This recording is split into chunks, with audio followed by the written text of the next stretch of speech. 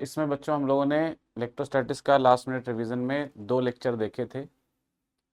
अब हम लोग अगले लेक्चर की तरफ बढ़ रहे हैं। इसमें टाइम ज़्यादा इसलिए लिया क्योंकि मैग्नेटिक फील्ड, इलेक्ट्रिक फील्ड और बाकी जहाँ जहाँ इस तरह की चीज़ें यूज़ होंगी वो सब एक ही जैसा है, इसलिए इसमें बाकी चैप्टर्स एक एक दिन में कवर करेंगे, है ना। तो स्टार्ट कर लेते हैं, इसको ख़त्म करते हैं। हम लोग इसमें पढ़ रहे थे, हमें पढ़ना था इलेक्ट्रोस्टैटिक्स में कूलम्स लॉ हो गया, equilibrium of charge, electric field, null neutral point, electric flux. आज स्टार्ट करना है। नल और न्यूट्रल पॉइंट जो इलेक्ट्रिक फील्ड में होते हैं वो वैसे ही होते हैं जैसे इलेक्ट्रोस्टैटिक्स में, जैसे कूलम्स लॉ में बताया था, जहां नेट फोर्स जीरो होगा वहीं नेट फील्ड जीरो होगा। तो बिल्कुल वैसे ही सब कुछ। अब पढ़ना है हम लोगों को इलेक्ट्रिक फ्लक्स। तो ये जो इलेक्ट्रिक फ्लक्स होता है इसमें बस सीधा सीधा याद करेंगे, फ्लक्स को निकालने के, इलेक्ट्रिक फ्लक्स को निकालने के 2 तरीके होते हैं। एक तरीका होता है phi equal to E dot A, और एक तरीका होता है बाई गॉस थ्योरम।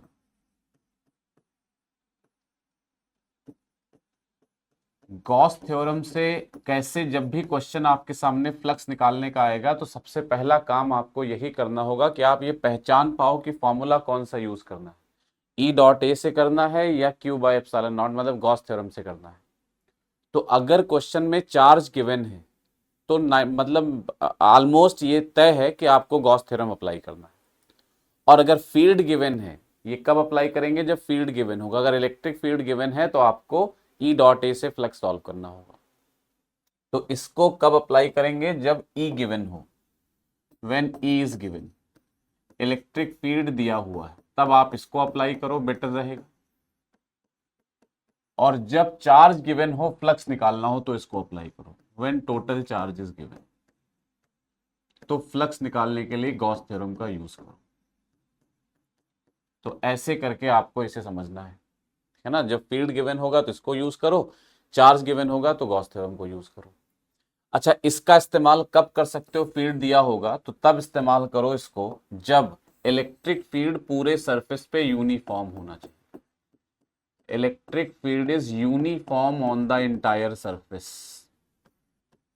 मतलब फ्लक्स को ई डॉट ए तभी लिख सकते हैं जब पूरी सरफेस पे इलेक्ट्रिक फील्ड यूनिफॉर्म है, इंटायर सरफेस पे फील्ड यूनिफॉर्म है।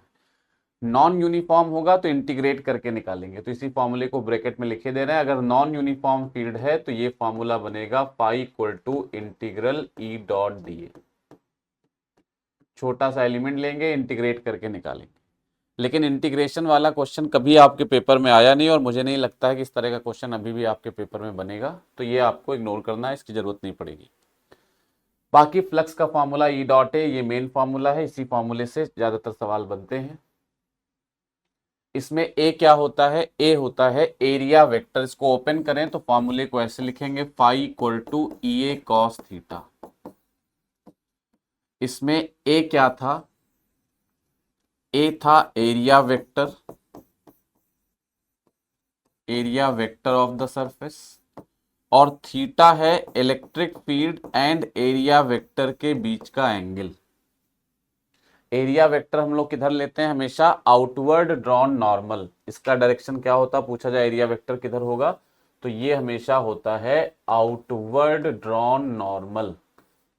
आउटवर्ड ड्रॉन नॉर्मल, ये हमेशा इस तरफ को एरिया वेक्टर होगा, outward drawn normal. Area vector का डायरेक्शन ऐसे लेते हैं। तो ये फ्लक्स का फॉर्मूला हो जाता है। इसमें क्वेश्चन जब कभी आएगा तो इलेक्ट्रिक फील्ड गिवन होगा और आपको सीधा phi equal to E A cos theta से फ्लक्स निकालना हो, है ना। ये थीटा क्या एंगल, ये ध्यान रखिएगा। फ्लक्स मैक्सिमम कब होगा, तो अगर इलेक्ट्रिक फील्ड सरफेस के परपेंडिकुलर जा रहा है तो फ्लक्स मैक्सिमम होता है, पैरेलल जा रहा है तो फ्लक्स मिनिमम होता है। परपेंडिकुलर जाएगा तो थीटा जीरो होगा, इसको ध्यान रखना। अगर इलेक्ट्रिक फील्ड सरफेस के परपेंडिकुलर जाता है तो फ्लक्स मैक्सिमम होगा ई इंटू ए, और अगर सरफेस के पैरेलल जा रहा है, सरफेस को पेनिट्रेट नहीं कर रहा है, तो फ्लक्स की वैल्यू जीरो होगी। तो इसको भी एक बार एक्सप्लेन कर देते हैं, इसको भी समझ लो।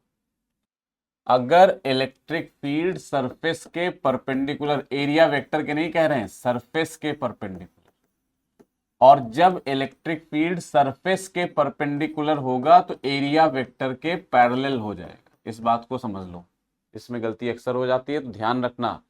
एरिया वेक्टर ये हो गया ऐसे, और इलेक्ट्रिक फील्ड ये हो गया। तो अब जैसे इलेक्ट्रिक फील्ड ऐसे है, तो देखो मेरे हाथ के क्या है, ये इलेक्ट्रिक फील्ड है, हाथ के क्या है, परपेंडिकुलर, लेकिन एरिया वेक्टर के साथ क्या है, parallel. Area vector outward drawn normal होता है।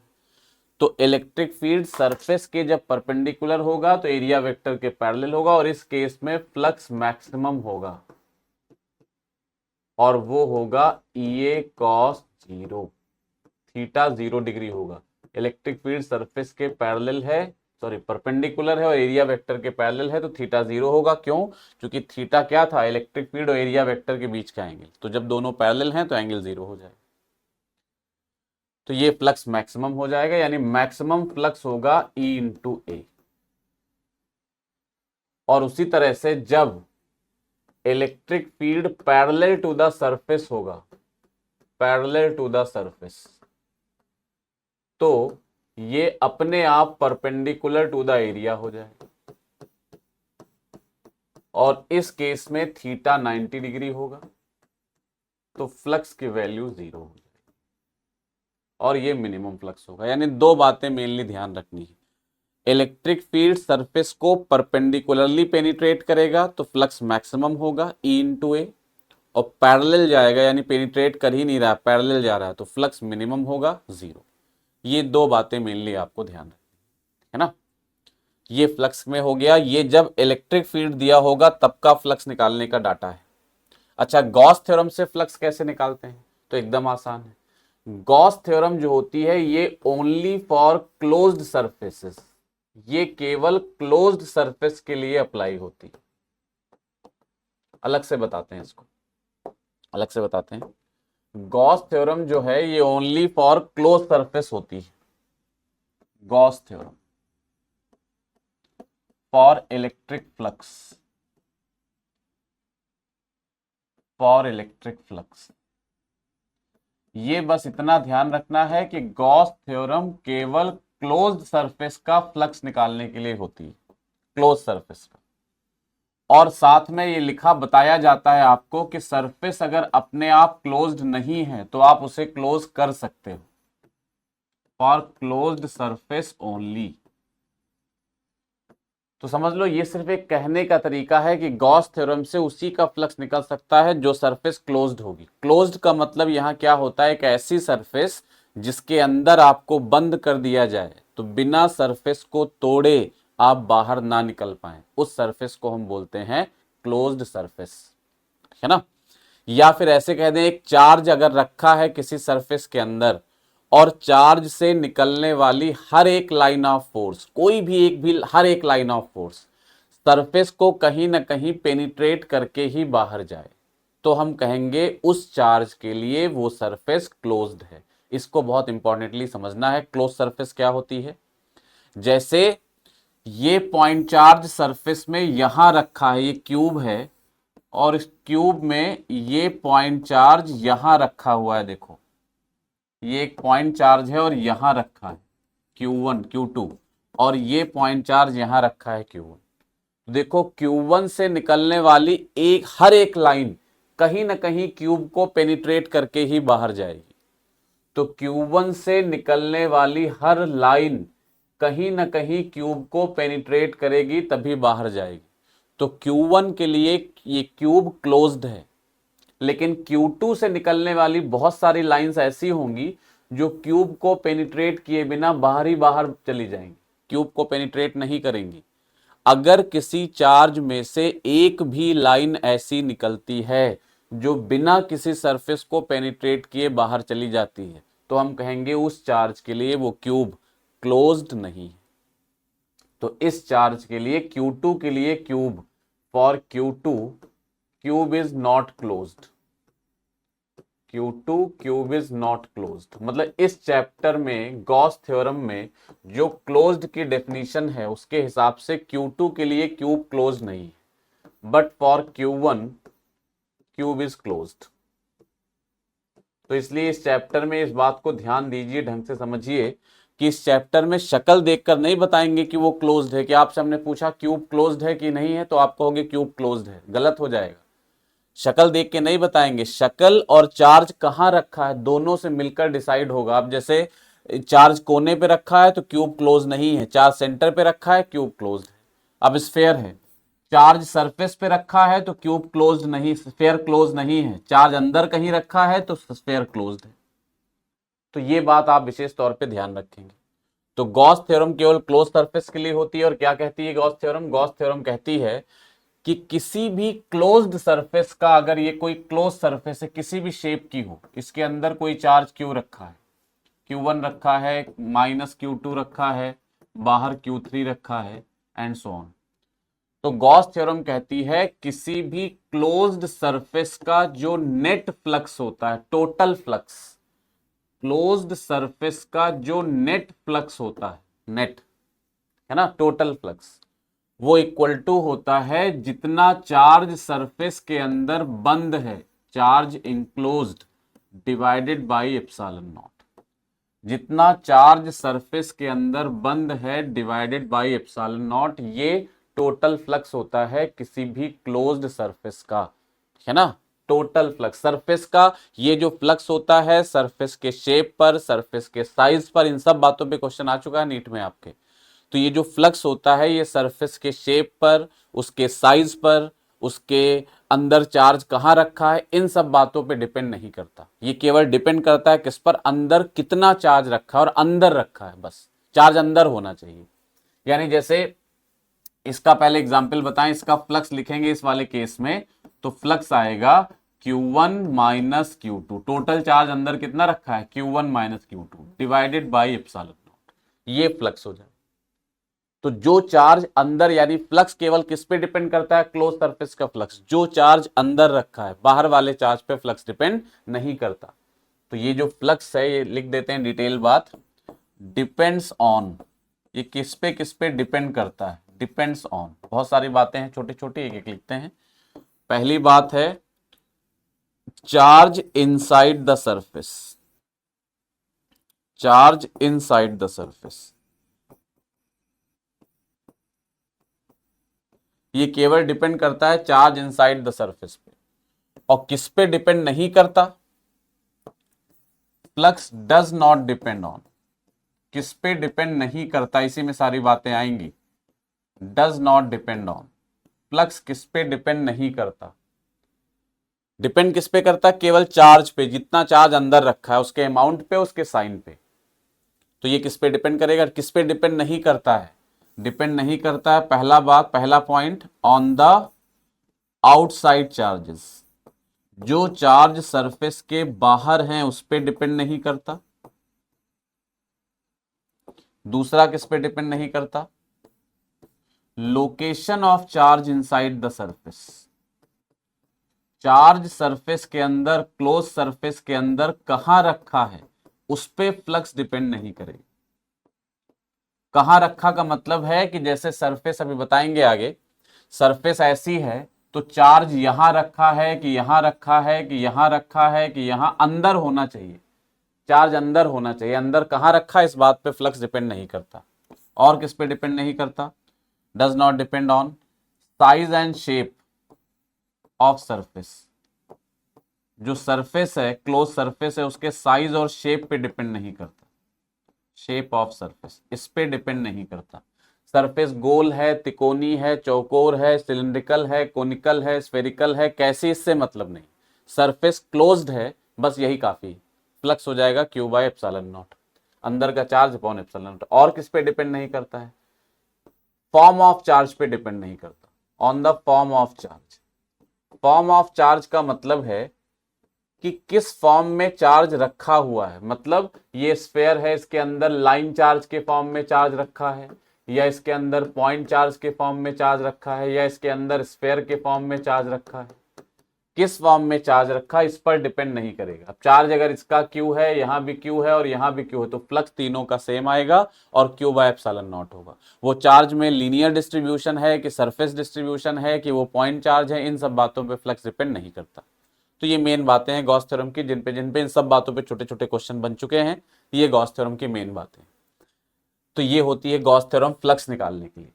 अब आती है बात इसमें कि जैसे गॉस थ्योरम की मदद से हम इलेक्ट्रिक फील्ड भी निकालते हैं। तो इलेक्ट्रिक फील्ड के फॉर्मूले तो हमने ऑलरेडी दिखा दिए हैं। अब गॉस थ्योरम की मदद से हम इलेक्ट्रिक फील्ड कैसे निकालते हैं वो भी एक बार देख लेते हैं। तो application of Gauss theorem to calculate the electric field, इस पे theoretical assertion reason type question ये सारे बनते हैं और अच्छे क्वेश्चन बन सकते हैं। टू कैलकुलेट इलेक्ट्रिक फील्ड, तो एकदम सिंपल बात है। मेन बात जो आपको ध्यान रखनी है, इसके साथ क्वेश्चन जरूर करते जाइए। अगर टाइम रहे आपके पास तो क्वेश्चन एक बार जरूर देख लीजिए, मत सॉल्व करिए। सॉल्व आपकी कॉपी में हमने सॉल्व कराया होगा, उन्हीं के सोल्यूशन ही देख लीजिए। अगर सॉल्व कर सकते हैं तो बहुत बढ़िया, वरना सोल्यूशन देखते जाइए, रिवाइज होता जाएगा। गॉस थ्योरम को कैलकुलेट कैसे, इलेक्ट्रिक फील्ड को कैलकुलेट करने के लिए गॉस थ्योरम को कैसे यूज करते हैं, तो देखो इलेक्ट्रिक फील्ड कैलकुलेट करने के लिए गॉस थ्योरम का फॉर्म ये हो जाता है, close integral E dot D A equal to 1/ε0 into charge enclosed within the Gaussian surface, within the Gaussian surface. ये मेन फॉर्मूला है जो आपको ध्यान रखना है। अब इसमें कुछ होता नहीं, इसका डेरिवेशन के ऊपर कोई भी क्वेश्चन नहीं आया। जैसे हमने स्फेयर का फॉर्मूला पढ़ा, इलेक्ट्रिक फील्ड का, इनफाइनाइट वायर का पढ़ा, इनफाइनाइट शीट का पढ़ा, वो सब गॉस थ्योरम से डेराइव होकर आते हैं। लेकिन डेरिवेशन अपने सिलेबस में कभी पूछा नहीं गया कि ऐसा कोई क्वेश्चन नहीं आया जिसमें डेराइव करना पड़े, तो आपको डेरिवेशन नहीं करना, उस डिटेल में हम जाएंगे भी नहीं। इसका डायरेक्ट यूज, इसके ऊपर डायरेक्ट इस्तेमाल करके क्वेश्चन आ जाता है। क्रिटिकल बातें दो हैं जो आपको ध्यान रखनी है। अच्छा, ये गॉसियन सरफेस क्या होती है, तो कोई भी क्लोज सरफेस, जो जिस भी क्लोज सरफेस का फ्लक्स आप निकाल रहे हो उसी को हम गॉसियन सरफेस कह देते हैं। मोटा मोटा ये समझ लो। गॉसियन सरफेस तीन तरह की होती हैं, स्फेरिकल, सिलिंड्रिकल और पिल बॉक्स। अपने सिलेबस में इसी तीन तरह की हैं। स्फेयर का पॉइंट चार्ज का फील्ड निकालने के लिए स्फेरिकल गॉसियन सरफेस, वायर का, सिलेंडर का फील्ड निकालने के लिए सिलिंड्रिकल गॉसियन सरफेस, और बाकी कोई रैंडम शेप की बॉडी हो तो उसके लिए पिल बॉक्स, इनफाइनाइट शीट के लिए भी पिल बॉक्स। जरूरत नहीं डिटेल में इन सब बातों के जाने की, तो डिस्कस नहीं करेंगे। यहां दो इंपॉर्टेंट बातें हैं जो ध्यान रखनी, वो क्या है लिख देते हैं, एक एक करके सुन लो फिर लिख लीजिएगा। पहली बात यह है कि ये जो इलेक्ट्रिक, यहां जो चार्ज यूज कर रहे हैं हम, जैसे मान लो ये गॉसियन सरफेस हो गई, ये गॉसियन सरफेस, इसके अंदर चार्ज है Q1 Q2, बाहर है Q3 Q4। तो जो यहां चार्जेस लिखे जाएंगे गॉस के थ्योरम के हिसाब से, वो लिखा है charge enclosed within the Gaussian surface. यहां केवल वो चार्जेस रखेंगे जो गॉसियन सरफेस के अंदर बंद हैं, और बंद कौन से हैं, Q1 Q2, Q3 Q4 बाहर हैं, उनको यहां इस्तेमाल नहीं करेंगे। लेकिन जो इलेक्ट्रिक फील्ड निकल कर आएगा, ये इलेक्ट्रिक फील्ड पूछें किसका होगा, केवल Q1 Q2 का या सारे चार्जेस का मिलाकर, तो इसका आंसर है जो इलेक्ट्रिक फील्ड निकल कर आएगा ये सारे चार्जेस का मिलाकर नेट इलेक्ट्रिक फील्ड होता है। इसमें Q1 Q2 Q3 Q4, ये सुनने में बड़ा अजीब सा लगेगा कि जब जब सर ये फॉर्मूला लगाएंगे तो इस फॉर्मूले में यहां जो चार्ज रखेंगे वो केवल Q1 Q2 रखेंगे, ये जो चार्ज होगा ये डायग्राम के हिसाब से, इस वाले डायग्राम के हिसाब से केवल Q1 Q2 होगा ये। तो जब सर इसमें कहीं Q3 Q4 आया ही नहीं, तो फिर इलेक्ट्रिक फील्ड Q3 Q4 को कैसे इंक्लूड कर लेगा, कैसे इलेक्ट्रिक फील्ड सबका कैसे बन जाएगा। तो ये डिराइव होकर दिखाया जा सकता है। अभी ना उसका टाइम है ना उसकी जरूरत है, आप सिर्फ याद कर लो कि जो इलेक्ट्रिक फील्ड निकल कर आता है this is the net electric field, ये नेट इलेक्ट्रिक फील्ड होता है।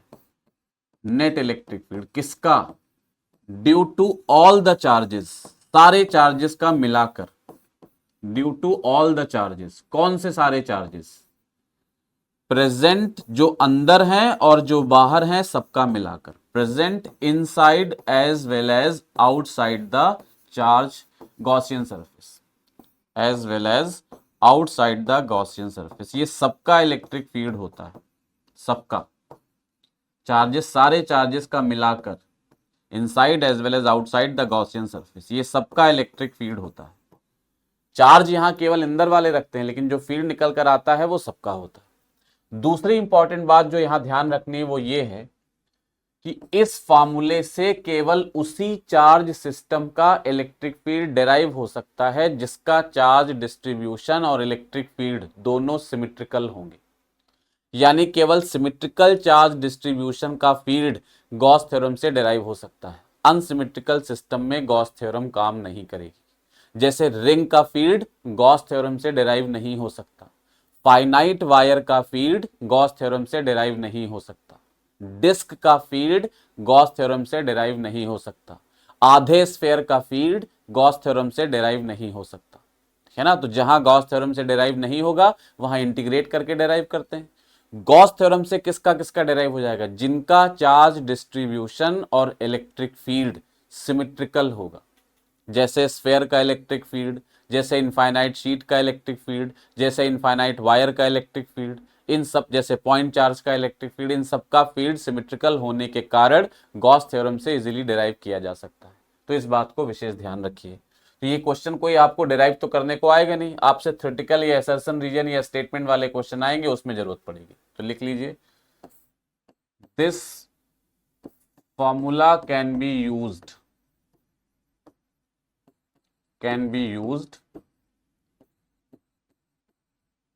to calculate electric field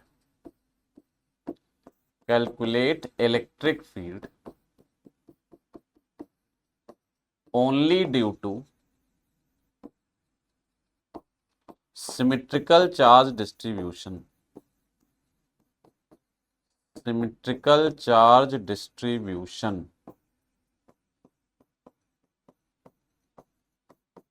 मान लो असर्शन रीजन में क्वेश्चन आ जाए कि रिंग का इलेक्ट्रिक फील्ड, एक रिंग पे चार्ज डिस्ट्रीब्यूटेड है और उसका इलेक्ट्रिक फील्ड गॉस थ्योरम से डेराइव नहीं हो सकता, ये असर्शन लिखा है तो सही होगा।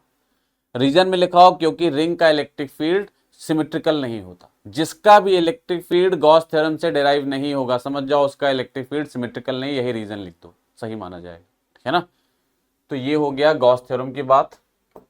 इसमें कोई खास क्वेश्चन ऐसा करने की जरूरत नहीं, जिससे आपको कुछ एग्जाम्पल लिखा देते हैं, याद कर लो। जैसे किसमें किसमें गॉस थ्योरम के इस्तेमाल से ज्यादा चीजें होंगी। जैसे पहला एग्जाम्पल याद करो कि अगर किसी क्यूब के, ये क्यूब है और इसके कॉर्नर पे चार्ज रखा है क्यूब, क्यूब का नाम रख लें, मान लो P या 1 2 3 4 लिख लें, 1 2 3 4 5 6 7 8। तो अगर क्यूब के किसी कॉर्नर पे चार्ज रखा हुआ है तो जिस कॉर्नर पे चार्ज रखा है उस कॉर्नर से जितनी दीवारें पास करेंगी उन सबका फ्लक्स 0 होगा। जिस कॉर्नर पे चार्ज रखा है उस कॉर्नर से जितनी दीवारें गुजर रही, जैसे 1 2 3 4, और कौन सी दीवार है 2 3 7 6, और कौन सी दीवार है 1 2 6 5, 1 2 6 5, इन सबका फ्लक्स 0 हो। जो दीवारें उस कोने से गुजरेंगी जहां चार्ज रखा है उन सारी दीवारों का फ्लक्स 0 हो।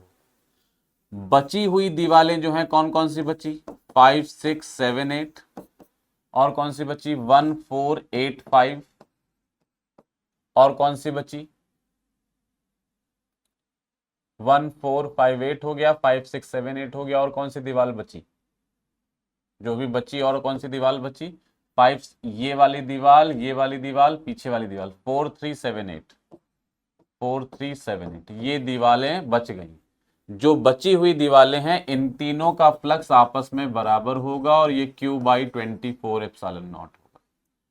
पूरे क्यूब का फ्लक्स निकालना होगा तो ये होगा Q बाई 8 एप्सिलॉन। बाकी छोटे मोटे क्वेश्चन जो हैं ये इसमें और भी क्वेश्चन बन सकते हैं, वो याद रखिए। इस तरह का क्वेश्चन पूछा जा सकता है, डायरेक्टली याद रखो। और कौन से एग्जाम्पल जरूरत पड़ सकती है, अगर किसी पॉइंट चार्ज की वजह से किसी भी सरफेस का फ्लक्स निकालना है पॉइंट चार्ज की वजह से, तो ये चेक करो कि ये सरफेस यहां पर कितना सॉलिड एंगल बनाती है, और अगर सॉलिड एंगल ओमेगा बनता है तो इस सरफेस का इस चार्ज की वजह से फ्लक्स होगा Q by 4 pi epsilon not omega. Omega क्या है यहाँ पर? Solid angle. इस फॉर्मूले पे न्यूमेरिकल नहीं आएगा, ये ना चिंता करिए कि सॉलिड एंगल तो बहुत ज्यादा हमें पता नहीं क्या करें। आपको बस ये समझना है, आपके एनसीईआरटी में ये डायग्राम दिया है, एक पॉइंट चार्ज है, ये एक सरफेस है, ऐसे करके 2-3 सरफेस बना के दे दी गई इस तरह से, और आपसे कहा जा रहा है बताओ ये सरफेस 1 है, सरफेस 2 है, सरफेस 3 और ये पॉइंट चार्ज रखा है। पूछा जा रहा है बताओ क्यू की वजह से 1 2 3 का फ्लक्स सेम होगा या अलग अलग होगा। तो याद कर लो, अगर कई सारी सरफेस जिसमें लैया चना खाते हैं समझ लो वैसा कोन है, अगर कई सारी सरफेस मिलकर चार्ज के ऊपर सेम कोन बना रही है, सेम गोलाई वाला कोन बना रही है, इस गोलाई को हम बोलते हैं सॉलिड एंगल। तो अगर सेम सॉलिड एंगल बना रही हैं कई सारी सरफेसेस चार्ज के ऊपर, तो इन सबका फ्लक्स भी सेम होगा। आपके मतलब की बस इतनी बात है, यानी यहां पर φ1 φ2 φ3 सारे आपस में सेम होंगे। जबकि देखने में क्या लगता है, ये सरफेस बड़ी है तो इसका एरिया ज्यादा है तो फ्लक्स ज्यादा होना चाहिए, ये सरफेस छोटी है तो इसका फ्लक्स कम होना चाहिए, या इस सरफेस के चार्ज करीब में है तो फ्लक्स ज्यादा होना चाहिए, उस सरफेस से चार्ज दूर है तो फ्लक्स कम होना चाहिए। तो ऐसा यहां पर अप्लाई नहीं करना, ठीक है ना, यहां फ्लक्स सबके बराबर होंगे। एक और एग्जांपल देख लेते हैं। एक और एग्जांपल में जैसे कोई इस तरह की प्लेन शीट है जो स्क्वायर शेप की है, लंबाई चौड़ाई सब सेम, स्क्वायर शीट, और इसके सेंटर के ठीक सामने एक चार्ज रखा है पॉइंट चार्ज क्यू, और ये a/2 डिस्टेंस पे रखा है। डाटा याद रखिएगा, जितनी शीट की साइड लेंथ है मतलब लंबाई चौड़ाई जितनी है उसके आधी डिस्टेंस पे चार्ज रखा हुआ है। अगर ऐसा होगा तो इस चार्ज की वजह से शीट का फ्लक्स होता है Q/6 एप्सिलॉन नॉट। लेकिन ये चार्ज कहां हो? अच्छा, डिस्टेंस ए जरूरी नहीं, जैसे मान लो लेंथ उन्होंने कहा 2a है तो चार्ज की डिस्टेंस होनी चाहिए a, मतलब जितनी साइड लेंथ है उसकी आधी डिस्टेंस पे चार्ज रखा हो और सेंटर के सामने रखा हो तो फ्लक्स इतना होता है। इसी में इनफाइनाइट शीट आ जाए, ये इनफाइनाइट शीट है और इसके सामने चार्ज रखा है d डिस्टेंस पे, ये एक इनफाइनाइट शीट है।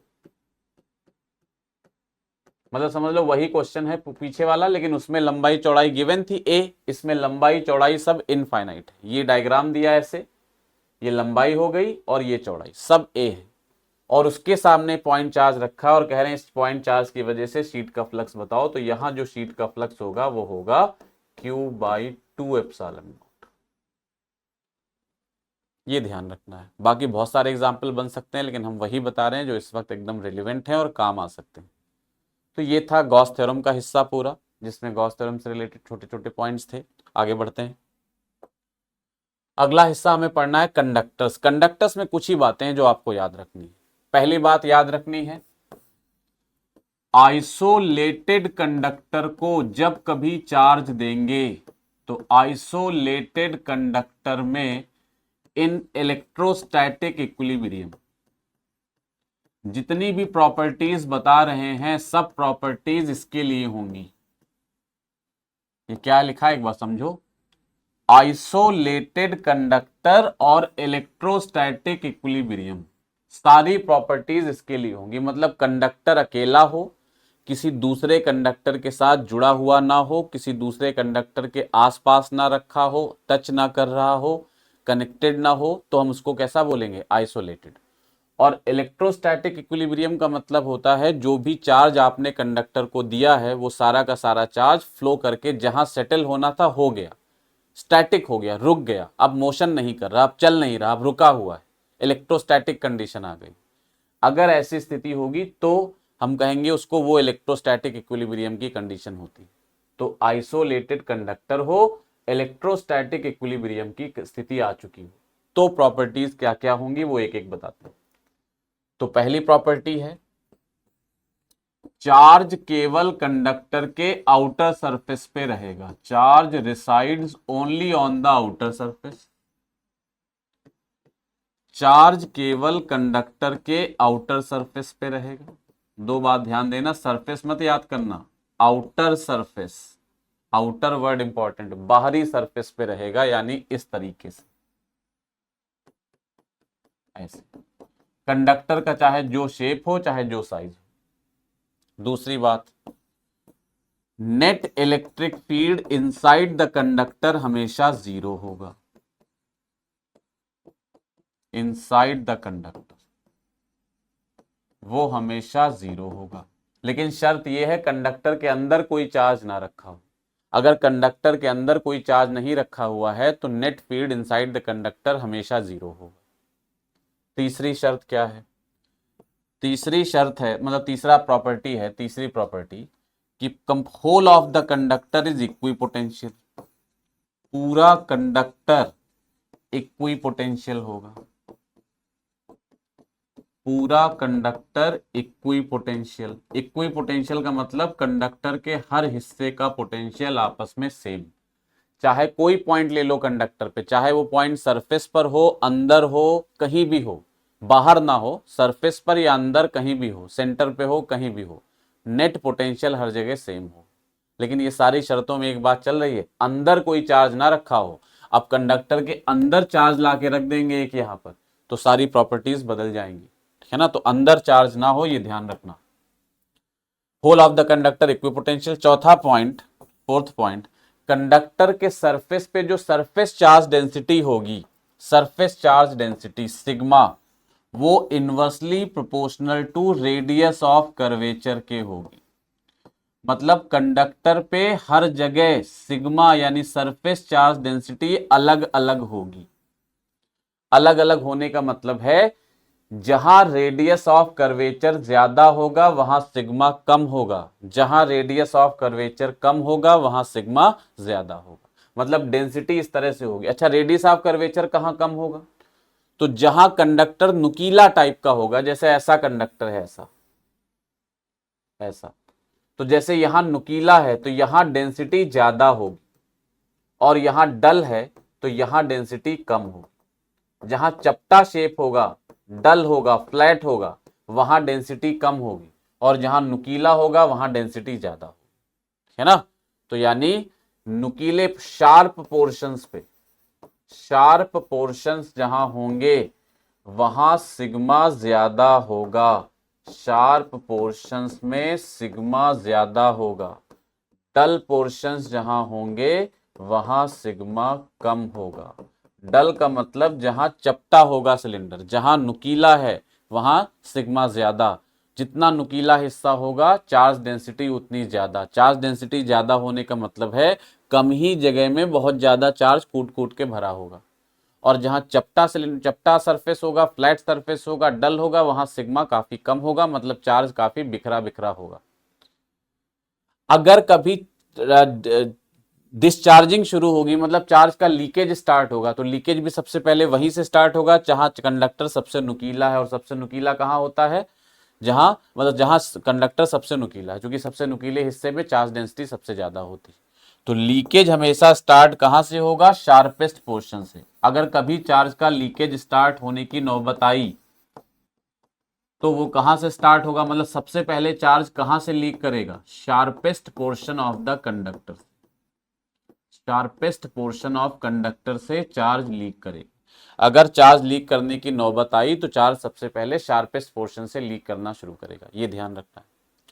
कंडक्टर में इलेक्ट्रिक फील्ड कितना होगा? तो याद कर लो, अगर कंडक्टर में हर जगह सिग्मा सेम तो होगा नहीं। अच्छा, सिग्मा सेम कब हो सकता है? जैसे पूरा कंडक्टर यूनिफॉर्म हो, अब जैसे पूरा एक जैसा स्फेयर बना हुआ है तो उसमें हर जगह रेडियस सेम होगी, तो सिग्मा भी हर जगह सेम होगी। रेडियस के हिसाब से सिग्मा बदलता है। तो स्फेयर में हर जगह डेंसिटी सेम होगी। अगर ये स्फेयर होता पूरा तो रेडियस हर जगह सेम है तो सिग्मा भी हर जगह सेम होगा, तो इसमें सिग्मा यूनिफॉर्म हो जाए। लेकिन ये कहीं नुकीला है, कहीं डल है, कहीं चपटा है, कहीं बहुत नुकीला है, तो इसमें सिग्मा अलग अलग होगा। इलेक्ट्रिक फील्ड कितना होगा? तो जैसे मान लो यहां डेंसिटी सिग्मा है, तो इसके पास में अगर कोई पॉइंट लेंगे तो यहां जो इलेक्ट्रिक फील्ड होगा वो हमेशा सरफेस के परपेंडिकुलर होगा, और इसकी वैल्यू होती है सिग्मा बाई एप्सिलॉन। याद कर लो, कंडक्टर के सरफेस के करीब हमेशा इलेक्ट्रिक फील्ड की value sigma by epsilon not होगी। ये कंडक्टर के सरफेस के हमेशा परपेंडिकुलर होगा। ऑलवेज परपेंडिकुलर है जरूरी नहीं है, इसको समझ लो। इलेक्ट्रिक फील्ड कंडक्टर के सरफेस के हमेशा परपेंडिकुलर हो ये जरूरी नहीं है ना। लेकिन जब सरफेस के करीब होंगे तो वो परपेंडिकुलर होगा, जैसे ये कंडक्टर है, अब यहां पे इलेक्ट्रिक फील्ड लिखेंगे तो ये परपेंडिकुलर, आगे जाकर ये जैसे भी हो जाए, लेकिन सरफेस के करीब जब होगा तो वो परपेंडिकुलर होगा, आगे जाकर चाहे जैसे चला जाए, है ना। तो ये सरफेस के करीब, ये formula very close to the surface के लिए, very close to the surface, very close to the surface, ये हो जाएगा very close to the surface, ये फॉर्मूला हो, ध्यान रहेगी बात ये, है ना। एक दो छोटी छोटी बातें और बताएंगे इसमें। इसके अंदर फील्ड कितना है, 0। सरफेस कैसी है, इक्वी पोटेंशियल, पीवी हर जगह सेम है। ये मेन प्रॉपर्टीज हैं जो कंडक्टर की आपको इस्तेमाल करनी होती है। और क्या जानना होता है इसमें,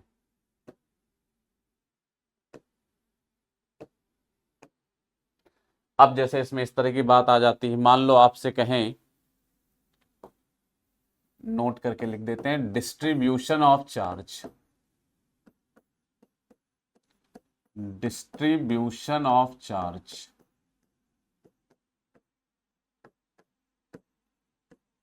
ये जानना होता है। डिस्ट्रीब्यूशन ऑफ चार्ज कैसे होता है, इसमें दो केसेस में आपको इंपॉर्टेंट जरूरत पड़ेगी। पहला केस होता है इन infinite parallel sheets, infinite parallel sheets, infinite parallel sheets में चार्ज का डिस्ट्रीब्यूशन कैसे होता है, ये पहली बात जाननी है। इनफाइनाइट पैरेलल शीट्स, तो देखो, जैसे मान लो आपसे कह दें ये 2-3 शीट्स हैं, 2 हो 3 हो कितनी भी हो, इनफाइनाइट है। हम 3 वाला एग्जाम्पल बता रहे हैं, लेकिन आपके एग्जाम में अगर आता है ऐसा तो वो 2 वाला आएगा, तो 3 वाला सीख लो, 2 वाला अपने आप हो जाएगा। तो इनफाइनाइट शीट्स हैं, ये इनफाइनाइट शीट्स है, ये वायर नहीं है, ये चादरें हैं। ऐसा जैसा मेरा हाथ है सामने से ऐसा दिख रहा है, लेकिन साइड से देखेंगे तो ऐसा दिखेगा। तो ऐसे ये चादरें हैं और इनकी लंबाई चौड़ाई सब इनफाइनाइट है, यानी इनके चारों कोने इन्फिनिटी पर है। अब आपसे क्वेश्चन में कहा जा रहा है, इसको मान लो हमने 10 कूलम चार्ज दे दिया, इसको हमने मान लो -4 कूलम चार्ज दे दिया, और इसको हमने मान लो 2 कूलम चार्ज दे दी। तो कह रहे हैं बताओ शीट की हर सरफेस पर अलग अलग चार्ज कितना होगा। जैसे इसका नाम रख लें surface 1, surface 2, surface 3, surface 4, surface 5, surface 6। हर सरफेस का अलग अलग चार्ज बता दीजिए, हर सरफेस पे अलग अलग चार्ज कितना होगा। तो सिंपल कॉन्सेप्ट है एकदम, देखो आसानी से निकाल सकते हो। कैसे करेंगे, सबसे पहले ये एक काम करोगे कि सारे सर्फ चार्जेस को जोड़ लो। तो पहला स्टेप है सबको ऐड करो। ये क्वेश्चन समझ में आ रहा है क्या है, इसको 10 कूलम दिया गया, इसको -4, इसको 2। ये क्वेश्चन क्यों बना, इसलिए बना क्योंकि जब चार्ज दोगे, जैसे शीट अकेली होती, इसके साथ और कोई ना होता, अकेली रखी होती, तो 10 कूलम चार्ज देते, 5 एक तरफ आ जाता, 5 एक तरफ आ जाता। ये अकेली होती, -4 कूलम देते तो -2 एक तरफ आ जाता, -2 एक तरफ आ जाता। लेकिन चूंकि अगल बगल रखी हैं तो एक दूसरे को अट्रैक्ट करेंगे, रिपेल करेंगे, इंड्यूस चार्जेस आएंगे, इसलिए चार्जेस इस तरह से डिस्ट्रीब्यूट सिंपली नहीं हो पाएंगे। गॉस थ्योरम से डेराइव होता है, लेकिन इस वक्त हमें डेरिवेशन नहीं जानना, हम सीधे रिजल्ट्स बताएंगे कैसे करना है वो देखो। तो करना क्या होगा, आप पहला स्टेप सारे चार्जेस को जोड़ लो। तो जोड़ो, 10 पहला है, -4 दूसरा है, और 2 तीसरा है, जोड़ो। तो 12 - 4 8, और इसको 2 से भाग दे दो, 8/2 4 कूलम आ गया। अब ये ना कहना सर क्यों भाग दे दिया, क्यों जोड़ा, ये ट्रिक समझ लो, इसको ट्रिक कह लो। गॉस थ्योरम से डिराइव होकर आता है, लेकिन उसको डिराइव नहीं करेंगे, तो बस ट्रिक समझ लो। तो जोड़ लो, 10 + 2 12, -4 8, 8/2 4, 4 कूलम चार्ज आ गया। जोड़ के आधा करने पे जो चार्ज आया वो बाहर बना दो, पहली शीट के सबसे बाहर साइड और लास्ट वाले शीट के सबसे बाहर साइड, इधर बना दो। तो 4 कूलम इधर बना दिया, 4 कूलम इधर बना दिया। ये पहला स्टेप हो गया, ये कर लो सबसे पहले। 3 शीटें हो, 4 हो, 5 हो, 15 हो, सब में यही करेंगे, लेकिन आपके यहाँ 3 वाला भी नहीं आना चाहिए, मेरे हिसाब से 2 वाला मैक्सिमम आ सकता है, ये करेंगे। अब इसमें अगला स्टेप क्या होगा, अब चूंकि ये शीट कहीं से कनेक्टेड नहीं है, कहीं से जुड़ी हुई नहीं, ना अर्थ से जुड़ी है, ना किसी दूसरे शीट के साथ जुड़ी है, ना किसी दूसरे बॉडी के साथ कनेक्टेड है, जुड़ी हुई नहीं है, तो इसका टोटल चार्ज कंजर्व रहेगा। यानी दोनों सरफेस पे मिलाकर उतना ही चार्ज रहेगा। ये दो सरफेस तो समझ में आ रही सबको, जैसे मेरा हाथ है तो ये एक सरफेस हो गई, ये दूसरी सरफेस हो गई, तो इसके दोनों सरफेसेस का टोटल चार्ज कांस्टेंट रहेगा। आपने 10 दिया था तो 10 ही रहेगा, तो उसमें से 4 इधर आ गया, 10 में से 4, तो इधर कितना बचा, 10 माइनस 4, यानी इधर बचेगा 6 कूलम, है ना। तो इस तरह से 10 में से 4 इधर रहेगा, 6 इधर रहेगा। दूसरी प्रॉपर्टी याद रखनी है, आमने सामने चार्ज हमेशा इक्वल और अपोजिट होता है। तो अगर इसका +6 कूलम है तो इसका चार्ज होगा -6 कूलम, -6 कूलम। आमने कंडक्टर्स में आमने सामने के चार्जेस पे इक्विलिब्रियम कंडीशन में हमेशा इक्वल और अपोजिट चार्ज होगा। तो इसका +6 है तो इसके सामने वाली सरफेस पे -6 आएगा। अब फिर वही बात, दूसरे को जो तुमने चार्ज दिया था वो दिया टोटल -4 था।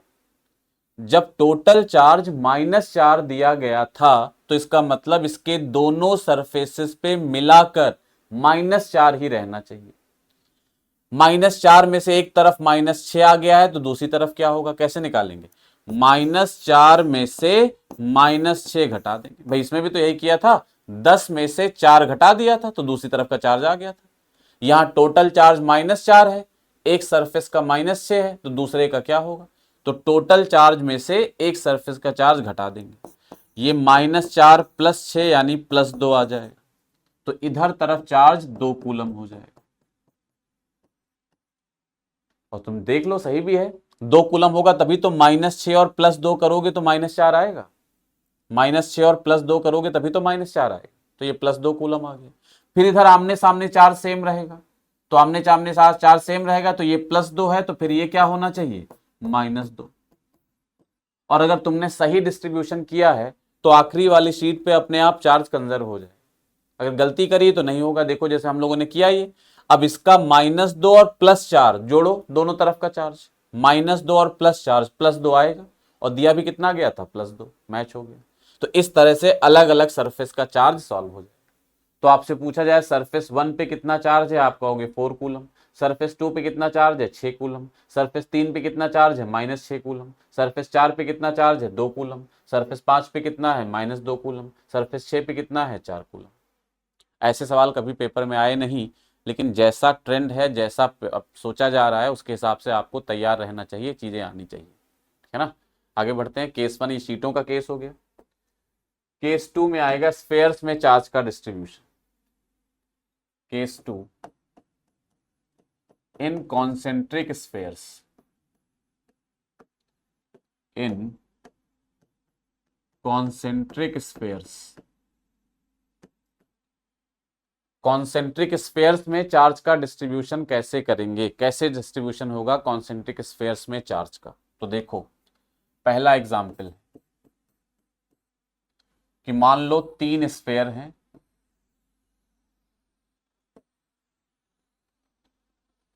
कोई कहीं से कनेक्टेड नहीं है, मतलब तीनों स्फेयर में से ना तीनों आपस में जुड़े हुए, तीनों कॉन्सेंट्रिक हैं, तीनों का सेंटर सेम है, रेडियस अलग अलग है, कोई कहीं से जुड़ा हुआ नहीं है, ना आपस में जुड़े हैं ना अर्थ से जुड़े हैं। स्फेयर ज्यादातर या तो आपस में जोड़ के दिए जाते हैं या अर्थ से जुड़े होते हैं। यहां ना तो ये आपस में जुड़े हैं ना अर्थ से जुड़े हुए, है ना। अब वो कह रहे हैं इस स्फेयर को हमने मान लो 5 कूलम चार्ज दिया, इस स्फेयर को हमने -3 कूलम चार्ज दिया, इस स्फेयर को हमने 6 कूलम चार्ज दिया।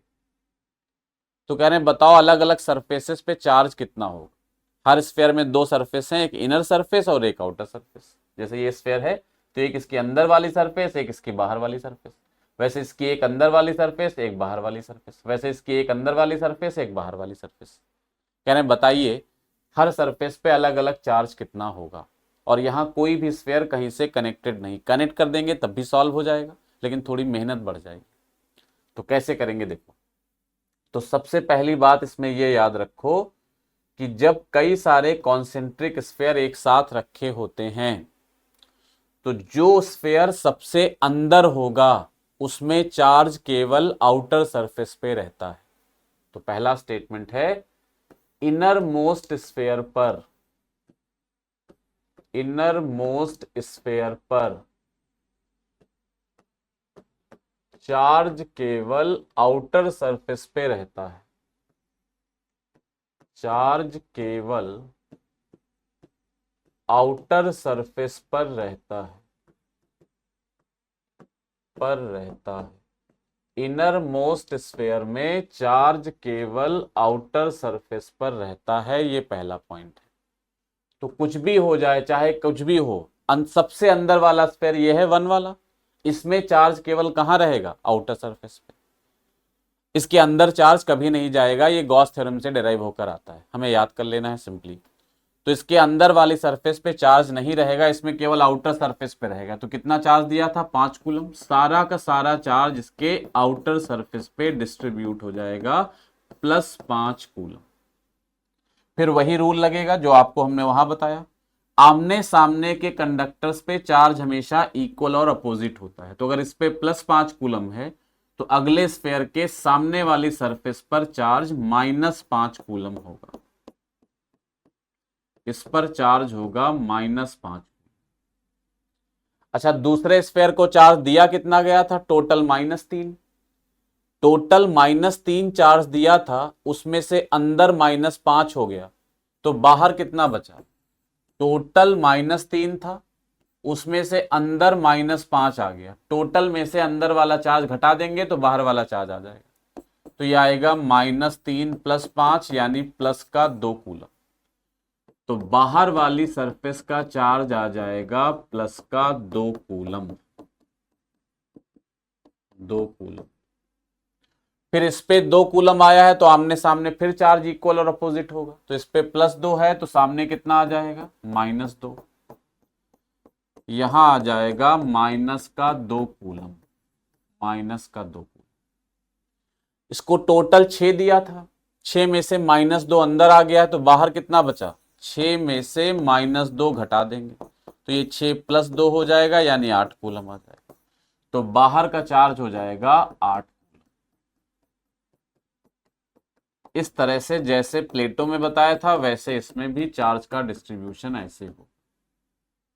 तो जैसे ये समझ लो क्या कह रहे हैं, जैसे इसको चार्ज हमने 6 कूलम दिया था बाहर वाले स्फीयर को, सबसे बाहर वाले को, तो इस पे टोटल 6 ही रहेगा, लेकिन हमें यह पता लगाना है कि उस 6 में से कितना इनर सरफेस पर आएगा और कितना आउटर सरफेस पर आएगा। तो ये पता हो गया, इनर पे -2 आएगा, आउटर पे +8 आएगा।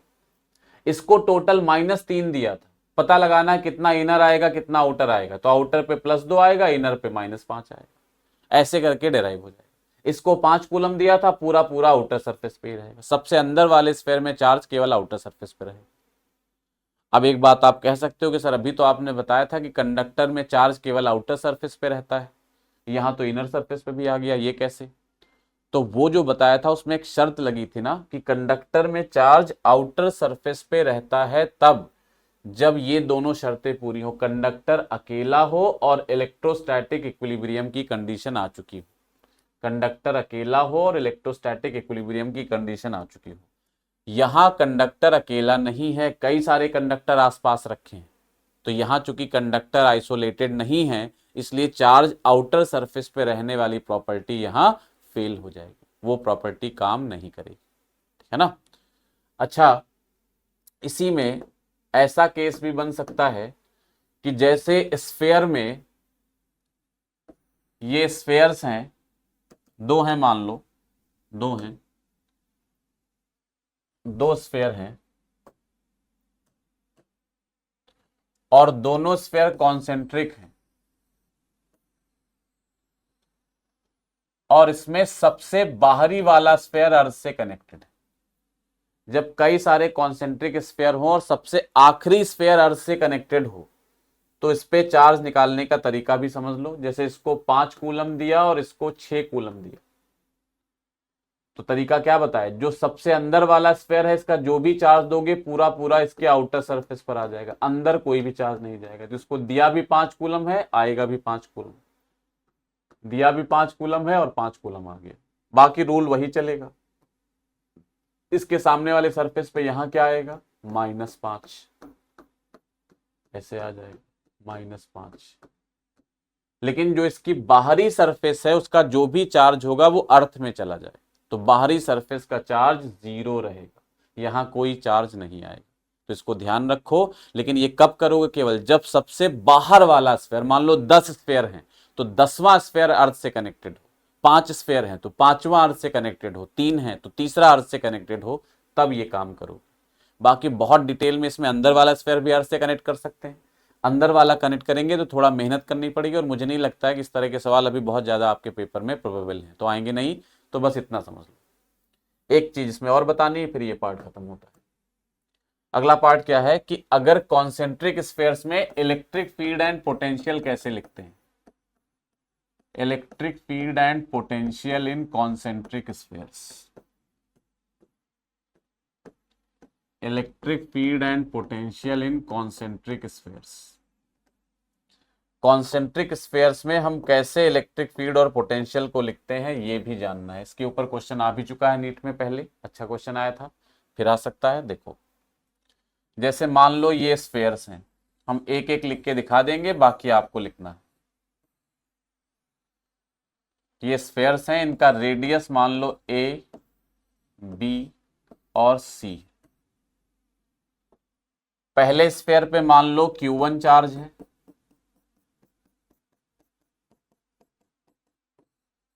दूसरे स्फेयर पे मान लो Q2 चार्ज है,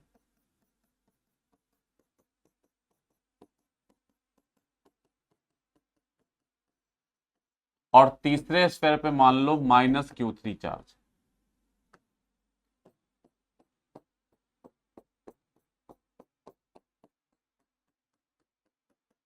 अब हमसे कह रहे हैं अलग अलग पॉइंट पे इलेक्ट्रिक फील्ड और पोटेंशियल बता दीजिए। तो हम 2 पॉइंटों पे लिख के दिखाते हैं, बाकी आप लिखिएगा। जैसे सबसे पहले मान लो हमें एक पॉइंट दिया गया यहां, एक पॉइंट दिया गया हमें ये x डिस्टेंस पे A पॉइंट, y डिस्टेंस पे B पॉइंट, z डिस्टेंस पे C पॉइंट और s डिस्टेंस पे D पॉइंट। ये 4 पॉइंट दे दिए गए हैं हमें ABCD। हमें कह रहे हैं चारों पॉइंट पे फील्ड और पोटेंशियल बताओ। हम लिख के दिखाते हैं, मान लो C पे लिखें, एट C। 2 लिख के हम दिखाते हैं, बाकी आप लिखो एट C। और एक और पॉइंट ले लेते हैं, मान लो एट A ले लेते हैं, एट A। 2 पॉइंटों पे फील्ड और पोटेंशियल लिख के दिखाते हैं। अब इसको लिखने से पहले एक बार याद दिलाते हैं, कल की क्लास में ये पढ़ा था कि जब किसी स्फेयर के सरफेस पे चार्ज होता है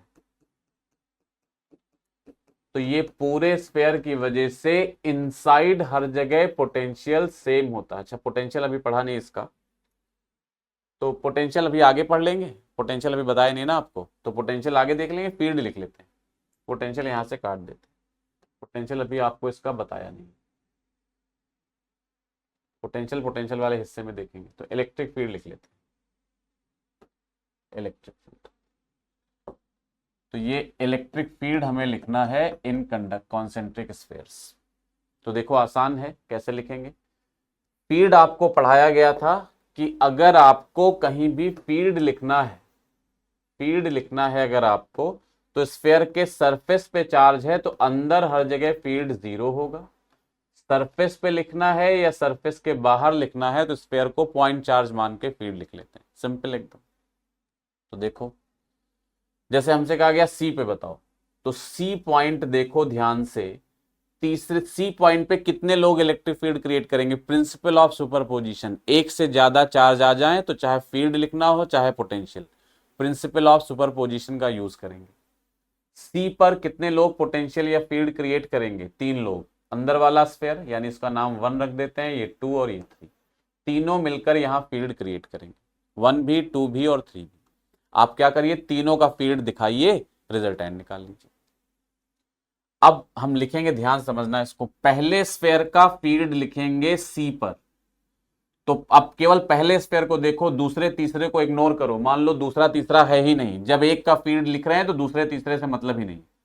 तो एक वाला स्फेयर जो है ये पॉइंट सी इसके सरफेस से बाहर है, और बाहर है तो इसके लिए 1 के चार्ज को क्या मान लेंगे, पॉइंट चार्ज। पॉइंट चार्ज मान के सेंटर पे रख देंगे और पॉइंट चार्ज के फॉर्मूले से फील्ड लिखेंगे।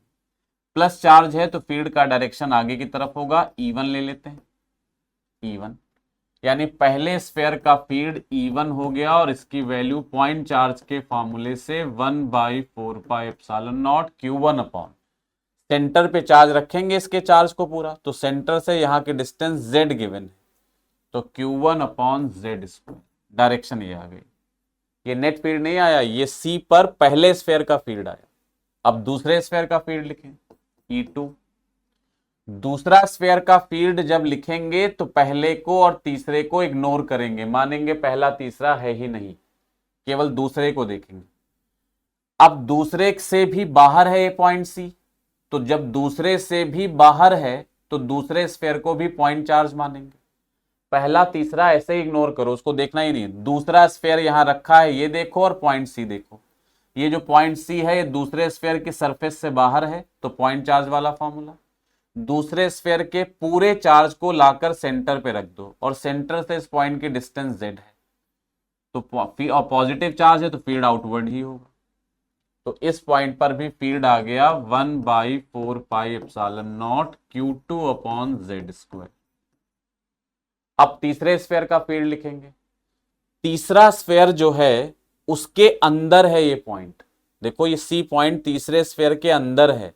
अंदर पॉइंट होता है तो उसको हम फील्ड, वहां स्फेयर की सरफेस पे जब चार्ज होता है तो अंदर वाले पॉइंट पे फील्ड 0 होता है, तो तीसरे स्फेयर की वजह से जो फील्ड होगा वो 0 होगा। अब इन तीनों का रिजल्टेंट निकाल लो, जो रिजल्टेंट आएगा वही आंसर हो जाएगा। तो अब हमसे कहा जाए सी पॉइंट पे नेट फील्ड बताओ, तो E3 तो 0 ही हो गया, E1 E2 सेम डायरेक्शन में जुड़ जाएंगे, EC आ जाएगा E1 प्लस E2। ऐसे ही बाकी पॉइंट्स पे लिख सकते हैं।